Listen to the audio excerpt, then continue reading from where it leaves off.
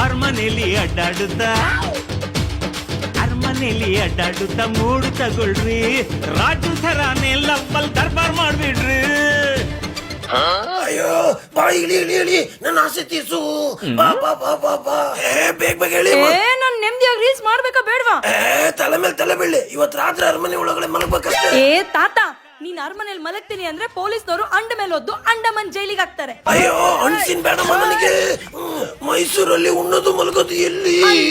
ನಡಿ ದಿಯಾನ್ವಿಗೆ ಹೋಗೋಣ.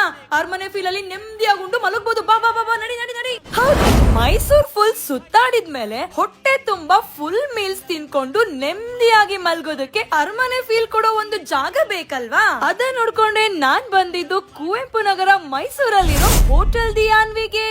ನಮ್ಮ ಹೋಟೆಲ್ ದಿಯಾನ್ವಿಲಿ ಫುಲ್ ಮೀಲ್ಸ್ ಆಂಧ್ರ ಸ್ಟೈಲ್ ಪಪ್ಪು, ರಸಂ, ಸಾಕಷ್ಟು ಪಲ್ಯಗಳನ್ನ ಬಾಳೆ ಎಲೆಯಲ್ಲಿ ಬಡಿಸ್ತಾರೆ.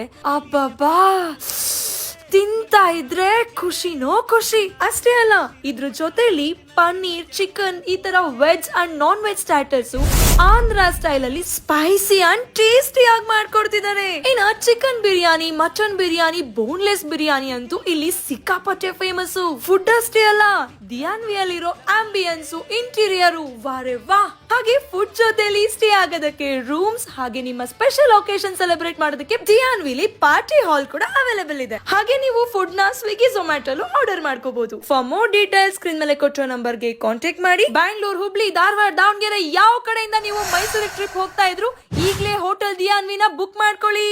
ಮೈಸೂರಿಗೆ ಟ್ರಿಪ್ ಹೋಗ್ಬೇಕು ಅಂತ ಪ್ಲಾನ್ ಮಾಡ್ತಿರುವ ನಿಮ್ಮ ಫ್ರೆಂಡ್ಸ್ ಅಂಡ್ ಫ್ಯಾಮಿಲಿಗೆ ಈಗಲೇ ವಿಡಿಯೋನ ಶೇರ್ ಮಾಡಿ.